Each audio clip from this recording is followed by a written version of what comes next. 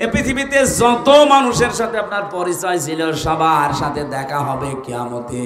শুধু একজন মানুষের সাথে আপনার আর কোনোদিন দেখা হবে না। এ দুনিয়ায় চোখ বন্ধ হয়ে গেলে শেষ। তার নাম বোন। কি বললাম? এই বোনের সাথে আপনার আর কোনোদিন দেখা হবে না দুনিয়ার পরে। আপনি যদি জান্নাতে চলে যান চলে যাবেন, জাহান্নামে যাবেন, কিন্তু আর কোনোদিন আপনার বোনকে আপনি দেখতে পাবেন না। সুতরাং এই আয়াত দ্বারা বোঝা যায় পৃথিবীতে যে কয়দিন আছেন বোনের হক যেন কেউ নষ্ট না করে। বাংলাদেশে বহু মানুষ এমন আছে নামাজ রোজা হজ যাকাতে পটু, তাহাজ্জুদের নামাজও পড়ে, তসবিহ পড়ে, কিন্তু বোনের বেলায় জমি ফাঁকি দেওয়ার জন্য।